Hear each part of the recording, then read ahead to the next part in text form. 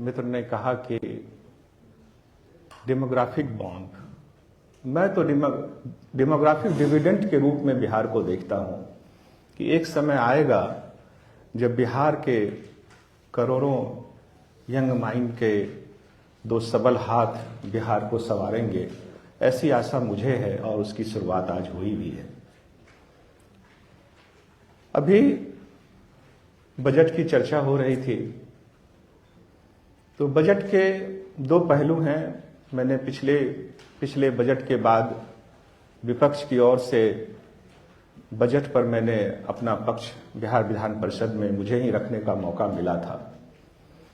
तो बजट जो हमारा लगभग 40,000 करोड़ का बजट शिक्षा का है, उसके दो पहलू हैं, रेवेन्यू एक्सपेंडिचर और कैपिटल एक्सपेंडिचर। रेवेन्यू एक्सपेंडिचर का तात्पर्य ये है कि सैलरी पे, अधिकारियों की सैलरी पे, टीचर की सैलरी पे कितने खर्च हो रहे हैं। आधे से ज्यादा राशि रेवेन्यू एक्सपेंडिचर पे खर्च हो रहे हैं, जिसमें योजनाएं भी हैं। वो योजनाएं करीब 1000 करोड़ की हैं और बाकी जो आधे से ज्यादा राशि खर्च हो रहे हैं उस पे हो रहे हैं। और आप बहुत ही चिंता में पड़ेंगे कि कैपिटल एक्सपेंडिचर महज 500 करोड़ का है। कैपिटल एक्सपेंडिचर से हमारा तात्पर्य है कि आप आधारभूत संरचना में कितना देते हैं, कैसा विकास होता है, और उसी से आप वापस लेंगे। अब मैं यूडाइज की एक रिपोर्ट की चर्चा करना चाहूंगा कि 78,000 के लगभग स्कूल हैं बिहार में। उसमें आज के दिन 88% स्कूल में कंप्यूटर लैब नहीं है, कंप्यूटर एक्सेस नहीं है। ये बिहार के साथ बड़ी बुरी व्यवस्था है। 44% के पास, इस 78,000 में 44% के पास लाइब्रेरी नहीं है। 5,000 स्कूल के पास गर्ल्स टॉयलेट नहीं है। 3500 स्कूल के पास पीने के पानी की सुविधा नहीं है। 16,000 स्कूल के पास बिजली नहीं है और करीब 8,000 जो सेकेंडरी स्कूल हैं उसमें 82% के पास साइंस लेबोरेटरी नहीं है, हायर सेकेंडरी स्कूल। तो अब बिहार के बच्चे जब वहां से पास आउट करके आएंगे 11th-12th, तो साइंस लेबोरेटरी से उनका एक्सेस नहीं होगा, वो कैसे कम्पीट होंगे, ये बड़ा चिंता का विषय है।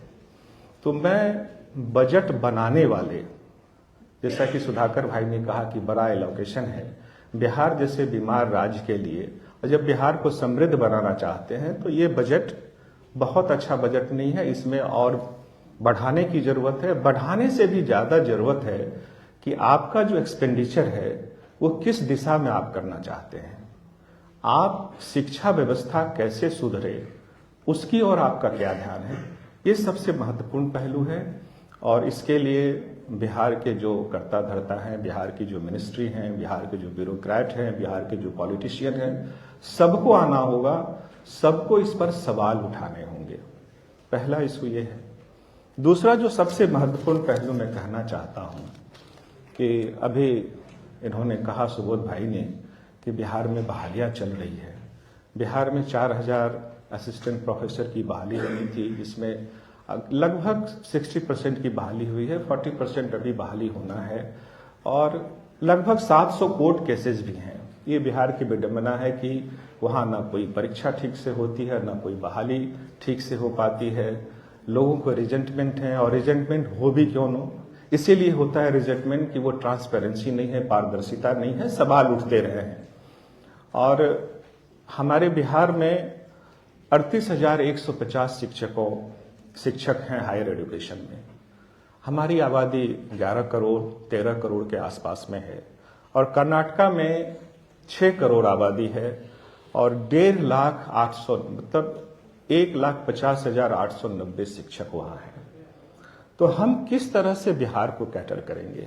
हरियाणा हमसे छोटा राज्य है, वहां की आबादी हमसे बहुत कम है, वहां भी 41,000 शिक्षक हैं। तो हम बिहार के युवा को हायर एजुकेशन में शिक्षा कैसे दे पाएंगे। हमें भी तो 1.5-2 लाख से कम तो नहीं चाहिए। तो ये जो नीति बनाने वाले लोग हैं, इनको जो चुनौतियां हैं, जो रियलिटी हैं, उनसे इनको कोई मतलब नहीं है। ये बस खाना पूर्ति करते हैं। कहते हैं कि education, higher education state list में है। और जब आप एडुकेशन पर सवाल हम लोग सदन में करते रहे हैं तो हमेशा कहा जाता है कि हायर एडुकेशन तो गवर्नर साहब देखते हैं।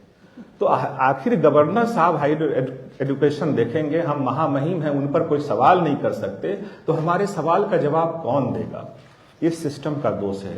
इसको भी इस मंच के माध्यम से इसका भी जवाब मैं ढूंढना चाहता हूं कि आखिर इस सवाल का उत्तर महामहिम देंगे या स्टेट गवर्नमेंट देगी। स्टेट गवर्नमेंट तो पल्ला झाड़ लेती है। रहा, मैं इनके सवाल पर आना चाहता हूं कि सेशन क्यों लेट है। हमें लगा कि मैंने जो अभी इससे पहले बात कही कि जब टीचर नहीं है तो पढ़ाई कैसे होंगे। मैं पिछले मानसून सेशन में मैंने एक चर्चा की थी। मधेपुरा में कोसी कमिश्नरी में एकमात्र सरकारी मेडिकल कॉलेज है जननायक कर्पूरी ठाकुर मेडिकल कॉलेज मधेपुरा। उसमें जो प्रोफेसर के पद हैं वो अधिकांश रिक्त हैं। 20% महज प्रोफेसर हैं। 100 बच्चों का इंटेक है। 300 बच्चे वहां पढ़ रहे हैं। एक फॉरेंसिक मेडिसिन है, उसमें मात्र एक टीचर है। क्लासेस नहीं होते हैं, लैब है नहीं। तो क्या बिहार के मेडिकल कॉलेज या बिहार के उच्च शिक्षा में जितने भी कॉलेज हैं वो डिग्री डिस्ट्रीब्यूशन एजेंसी के रूप में काम कर रहे हैं? मैंने सदन में कहा था, लेकिन इसका जवाब मुझे नहीं मिला। अब ऐसे डॉक्टर जब डॉक्टरी पढ़ के, मेडिकल पढ़ के बच्चे बाहर निकलेंगे तो उनसे आप क्या उम्मीद कर सकते हैं? अभी संजन भाई ने कहा कि नौकरियां नहीं मिलती है बिहार के बच्चों को बाहर। कैसे मिलेगी? लोग कैसे हम लोगों को देखते हैं? पीएचडी धारी को नौकरी बाहर नहीं मिल रही है, हमारे मेडिकल के बच्चे पढ़ नहीं रहे हैं।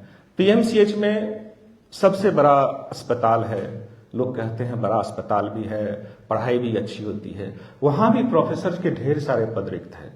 अभी मानसून सेशन में हमारी मंगल पांडे जी से बहस हो रही थी, वो काफी गुस्सा भी हो गए थे, लेकिन मैंने उन्हें कहा कि आपकी तबीयत खराब हो जाएगी, लेकिन ये स्टार्क रियलिटी है बिहार की, इस पर आपको चिंता करनी होगी। आप चिंता नहीं करेंगे तो क्या होगा? अभी थोड़ी देर पहले मैंने कहा कि 5000 बेड का हॉस्पिटल बन रहा है पीएमसीएच में। पीएमसीएच बहुत छोटी सी जगह में है, बहुत बड़ी जगह नहीं है। 5000 बेड का हॉस्पिटल बनेगा, उतने मरीज रहेंगे, उनका वेस्ट मैनेजमेंट कैसे होगा? इसका ब्लूप्रिंट मैंने सदन में मांगा था, मुझे मिला नहीं। अब 5000 लोग वहां मरीज भर्ती होंगे, उनके साथ में अटेंडेंट होते हैं, वो उनके जो वॉशरूम्स के पानी होंगे सीवर के, कहां जाएंगे? वो गंगा में गिराएंगे।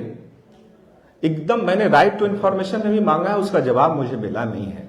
तो ये सारे सवाल हैं बिहार के बारे में। बिहार को तो मैं यही कहता हूं कि बिहार में इच्छा शक्ति की कमी है। अभी बीएन मंडल विश्वविद्यालय से वो हमारा घर है, वहां मैं उसको बहुत नजदीक से मैंने देखा है। स्थापना के इतने साल बीत जाने के बाद भी जो क्लरिकल लेवल के स्टाफ हैं उसके पद अभी तक सृजित नहीं हुए हैं। सारे संविदा कर्मी से काम हो रहे हैं। अब संविदा कर्मी को एक निश्चित मानदेय आप देते हैं, उनके मोटिवेशन का आप क्या करेंगे? कहां से मोटिवेशन लाएंगे?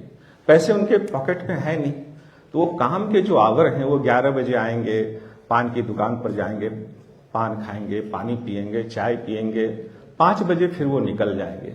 तो आपके सेशन तो लेट होंगे ही। ये हर एक विश्वविद्यालय की कहानी है। Vice chancellor, registrar, vice chancellor की नियुक्तियों पर इन्होंने सवाल उठाया। हम लोग अक्सर सवाल उठाते रहते हैं, लेकिन उनकी नियुक्तियां के जो पारदर्शी तरीके हैं वो बिहार में आज तक स्पष्ट नहीं हो पाए हैं। तो सेशन लेट के ढेर सारे रीजन हैं। टीचरों की कमी है, इच्छा शक्ति की कमी है, विश्वविद्यालय में जो स्टाफ हैं जो काम करते हैं उनकी कमी है। इन सब के बावजूद जो बड़ी कमी है वो बिहार के पॉलिटिकल सिस्टम की कमी है। बिहार में जो सियासत करते हैं वो 2 चुनावों के बीच जनता को सिर्फ वोटर समझते हैं। और बिहार में चुनाव कैसे होता है? कास्ट, कम्युनिटी, रिलीजन, इस पर बिहार में चुनाव होता है।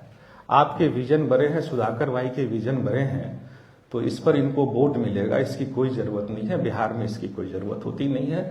तो पॉलिटिशियन को भी पता है। मैं किसी दल की बात नहीं करना चाहता हूं, इस जज में सारे लोग आते हैं।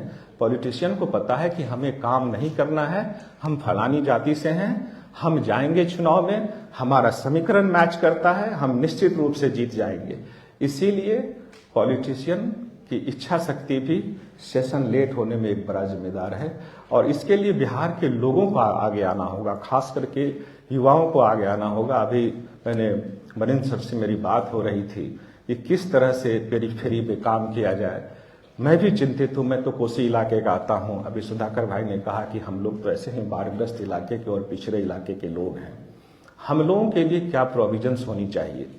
मैं तो पूरे बिहार के संदर्भ में देखता हूं कि हम तो जूझते हुए लोग हैं, लेकिन बिहार की और जगहें भी हैं, वहां भी स्थिति कमोबेश वही है, चाहे वो स्कूल की हो, चाहे विश्वविद्यालय की स्थिति हो। तो बिहार के पॉलिटिकल सिस्टम में भी अच्छे लोग आए, पढ़े लिखे लोग आए। पढ़े लिखे होने से मतलब ज्यादा नहीं है, जो कम पढ़े लिखे होते हैं उनका भी विजन होता है। मैं इस बात को स्वीकार भी करता हूं कि कम पढ़े लिखे हों, लेकिन विजनरी लोग बिहार की पॉलिटिक्स में आए। ये जिम्मेदारी भी हम लोगों को उठानी होगी। हम लोग जब इस पर नहीं सोचेंगे कि पढ़ा लिखा कौम कैसे आएगा, और खास करके युवा जब तक इस राज्य में आगे उसको बढ़ाना नहीं चाहेंगे, तब तक हम लोग बढ़ नहीं सकते हैं। तो मेरा यही सबमिशन है आज के लिए। और मैं तो बस इतना ही कहूंगा कि राम मनोहर लोहिया ने कहा था कि बदलाव की अगर ललक होगी तो बदलाव होगा, और इस बदलाव की शुरुआत आज हुई है। निश्चय ही हम लोग बहुत दूर तक जाएंगे, बिहार का भला होगा। धन्यवाद। उनको दे देता हूँ।